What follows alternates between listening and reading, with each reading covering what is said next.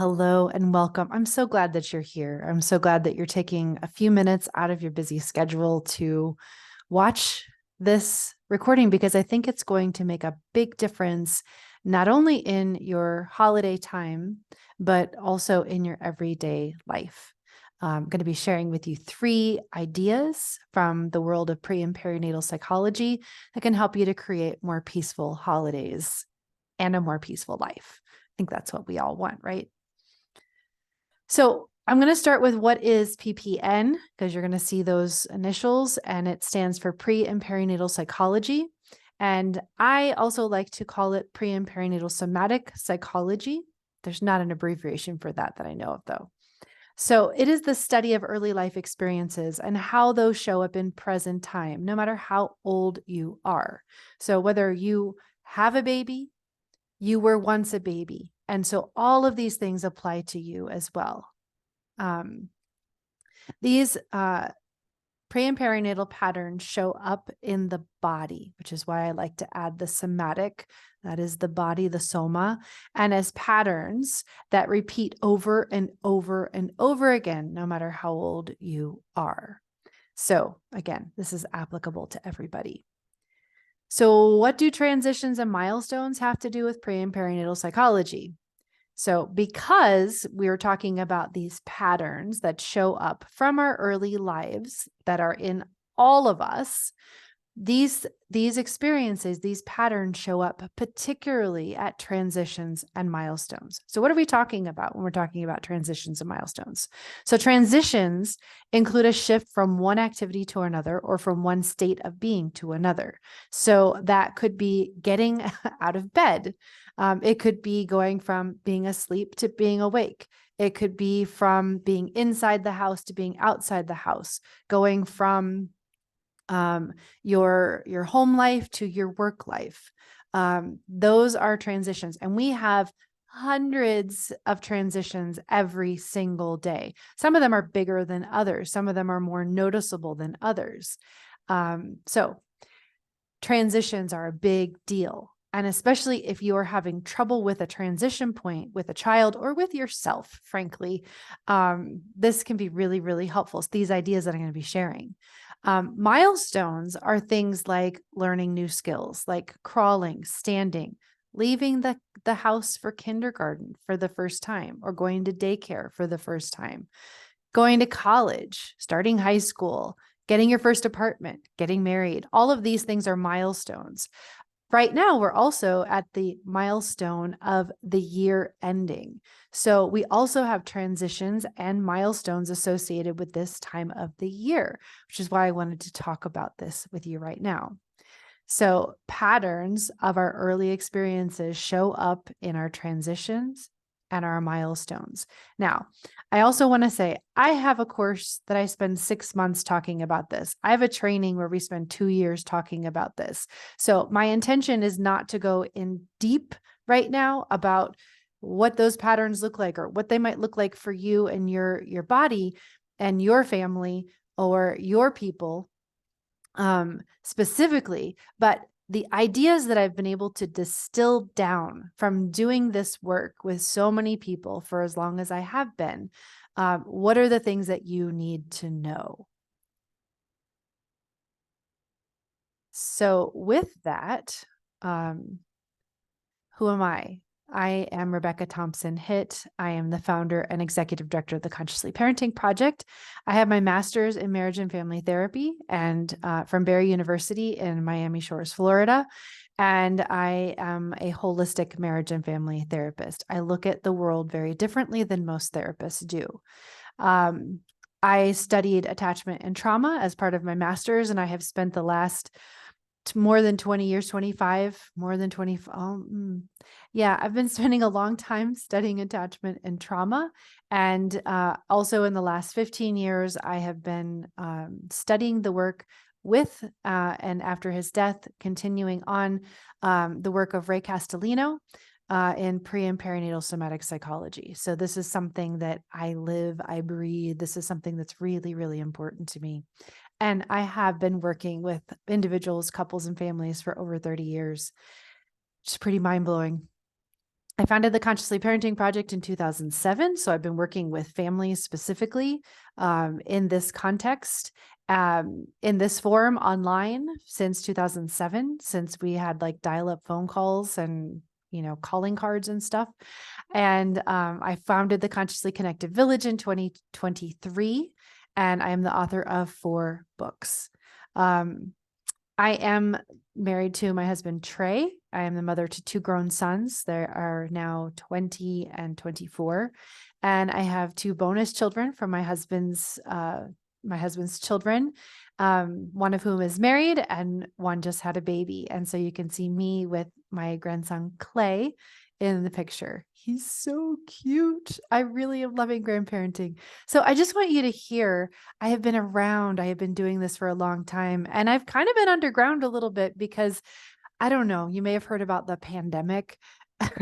And it was a very interesting time to be a therapist. I've been really, really busy just supporting people all over the world as they have gone through that. And so I'm ready to come back and talk with more of you again and expand. I am from the United States and I live in Oaxaca, Mexico. So that's me. So I'm going to be sharing with you 3 pre and perinatal somatic psychology based tips for more peace this holiday season and every day. And just take a moment and just look at that little one. And whether you have a little one, you were once a little one. And so just taking a moment and connecting with that wonder. There's so many things that are changing this time of the year, no matter where you live, no matter what you celebrate. And that wonder, the joy, the light, the love. And if we can remember when children are at their best, we're going slow and we're connected. And so that's part of what I'm suggesting that we bring in during this time of the year, where there is usually so much more that's happening. The year is coming to a close. There are parties. There are all kinds of things that are happening.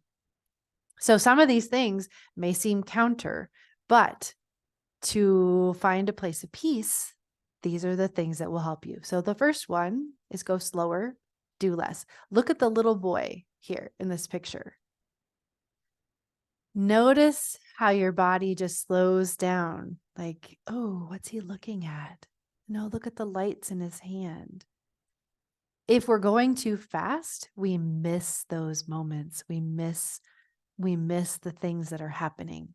So I'm going to be talking more about this, but doing less is the first one. Second one is create space for choice. Because often this time of the year, it's like, this is what we've always done.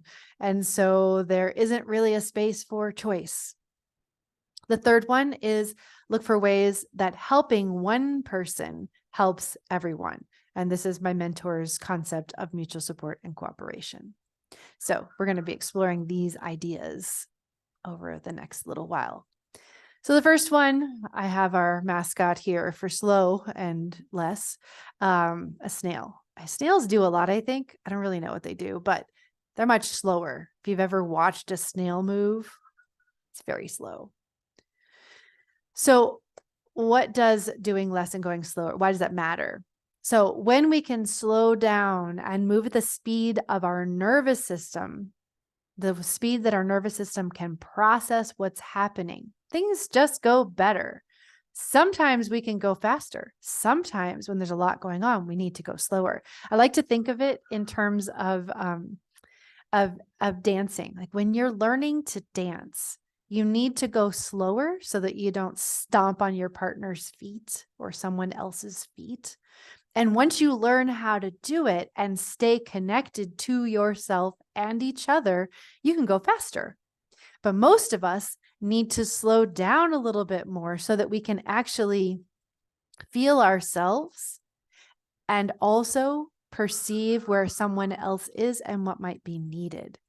So the bonus for this, why it matters, is that we have fewer emotional upsets Well, because we have space for things to be processed. We can notice when we're starting, if you've been paying attention to my work for any time, if you've heard my brain stoplight, you can start to notice the yellow light. You can start noticing when you're going out of the green, your prefrontal cortex, and moving into your emotional brain.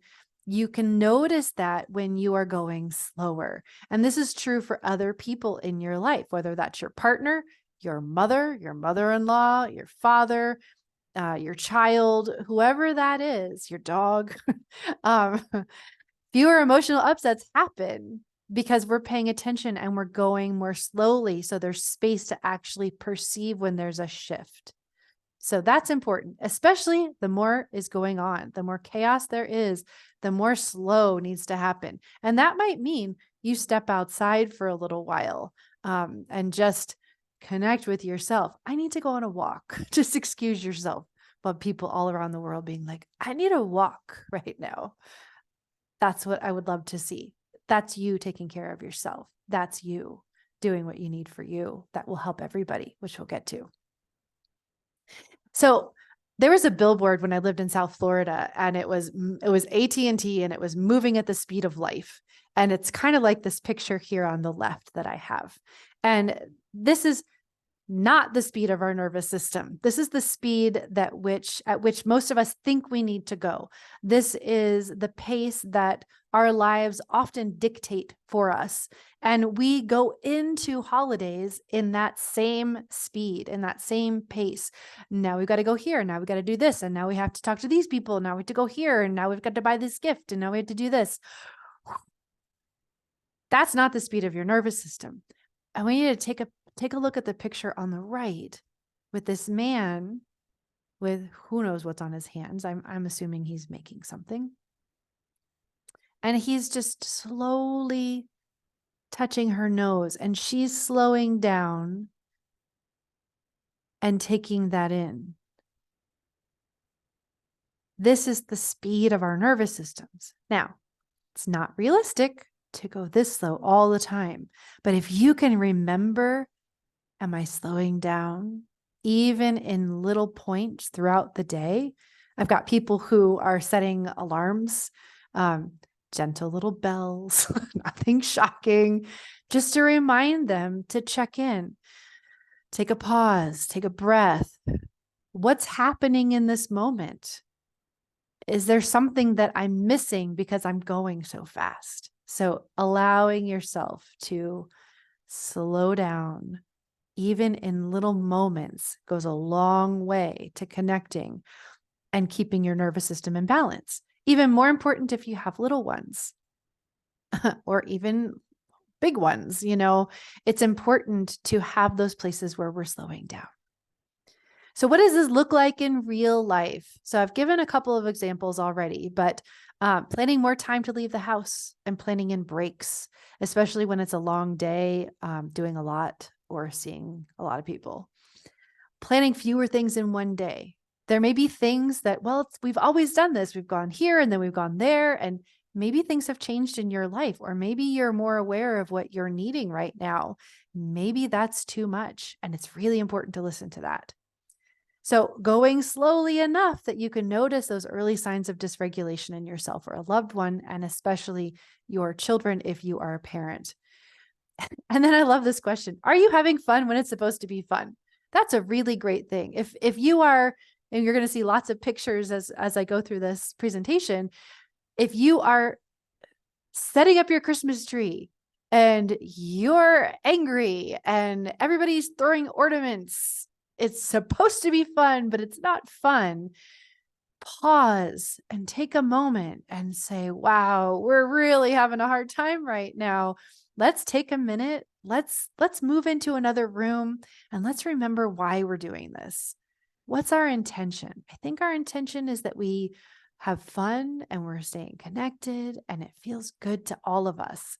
So what do we need to do so that happens? Look them in the eyes, hold their hands. I love you. I care about you. I want you to have good memories of us setting up our Christmas tree. Okay. I Think we can go back now? Let's try it again. And this is true whether you are the parent, you're a grandparent, you're the auntie, whatever your role is, whatever the situation is. I gave the example of Christmas, but it doesn't have to be. It could be Hanukkah. It could be, I know there are many, many holidays this time of the year. It could be your New Year's celebration. So keep that in mind. And what might it look like for you? So the next one is create space for choice. So I think that we go into the holidays thinking this is the way that it always is. This is what we've always done. And if that works for you, great. But when we have the opportunity, the choice to say no to someone else, that makes room for you to say yes to your own needs and the needs of your family, if you have a family, and prevents your own emotional upsets. It also creates space for us to be with the emotional upsets that do happen, our own or someone else's, because we cannot always prevent someone being upset. But this isn't always easy. Saying no when we need to say no is not always easy. So what can this look like in real life? So it can look like saying you won't attend an event or won't stay for the whole time, or that you're coming late, even if it upsets someone, because this is what we've always done. And I just want to take a moment and mention that if you have children, if you have a partner, if you are, you have a nuclear family of your own, then think about these things in terms of your own nuclear family first, because it can get really confusing when we start adding in other people. And so if you are a single person and then you are going back into your nuclear family, start with yourself. And then that next layer are the other people. Those are the other people who may be upset. So I'm really talking about creating a container for whoever your people are, who you are spending most of your days with every single day. And then that next layer of family or friends or whatever that is.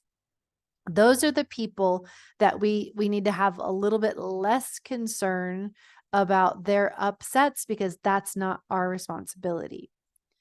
But our kids, if you have kids, especially if they are young, we need to keep their needs at the forefront.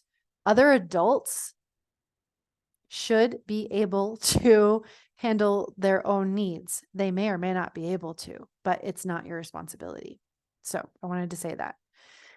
So it also might look like you staying somewhere else if staying with someone doesn't work for you right now, even if that's what you've done in the past. So that might mean a hotel or another friend's house or somewhere far away. Giving yourself extra time for your own needs or a family member's needs. So for sleep, nutritious food, movement, whatever that might be. And communicate. Brene Brown says, clear is kind. I think that's so important to remember this time of the year. Don't just stay at a hotel and not say anything. Hey, I think we need something different this year. My daughter is really having a hard time and she just needs a quiet space to be in between. This is just what we need this year. We'll reevaluate next year. I hope that you can understand.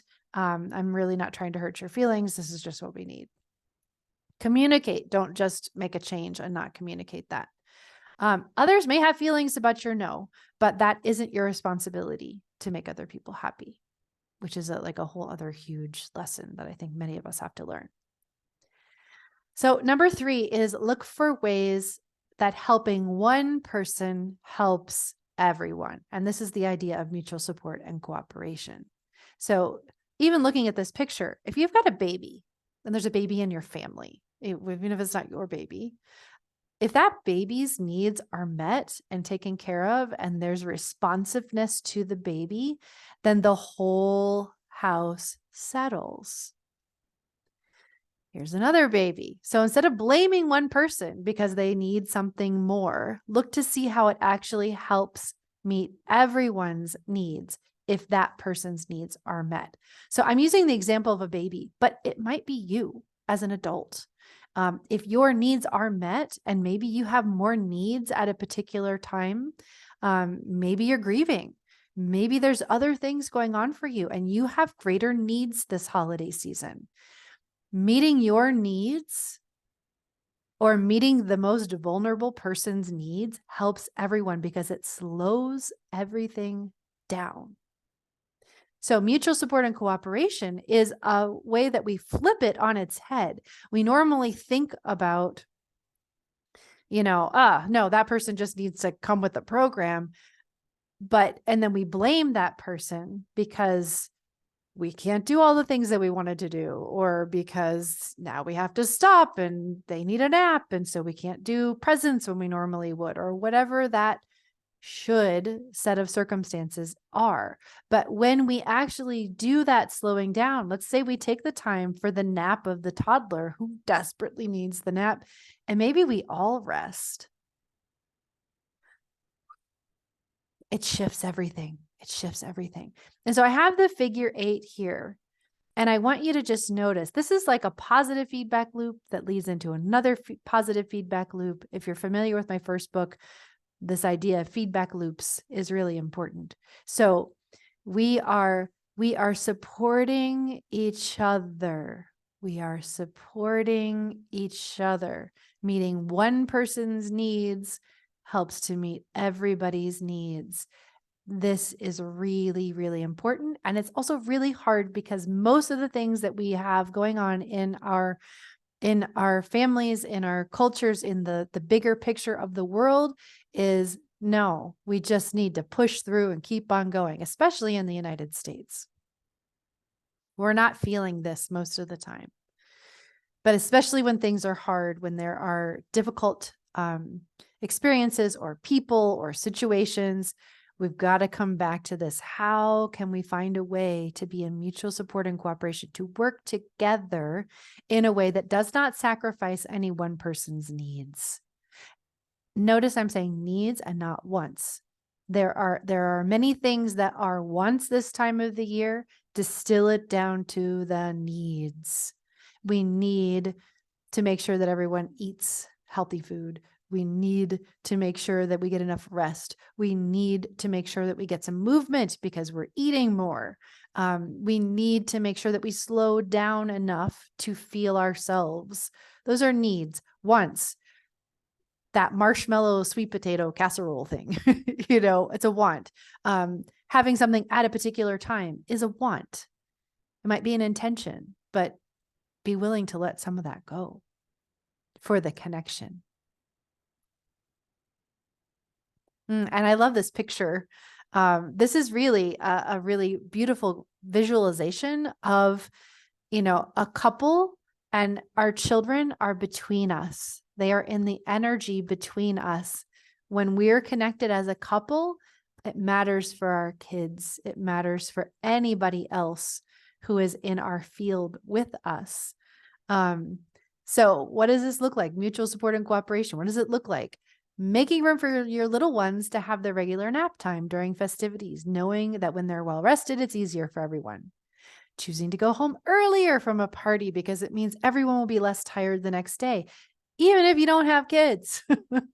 Like we had a party the other night and I was up past my bedtime. We were still 11 o'clock up on the roof. Had a lovely fire. It was really beautiful. It was really fun to have some friends over and to meet some new people. But I was really tired the next day.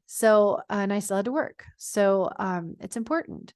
If you have people in your family with allergies, bring food without the allergens for yourself or for a family member so that you or they will feel better that day and the next. Set yourself up for success. Mutual support and cooperation. Communicate. Hey, I'm going to be bringing a special dish for me because I know that this won't work for me, or it's too challenging for me to ask you to do something like that. So I'm going to bring that.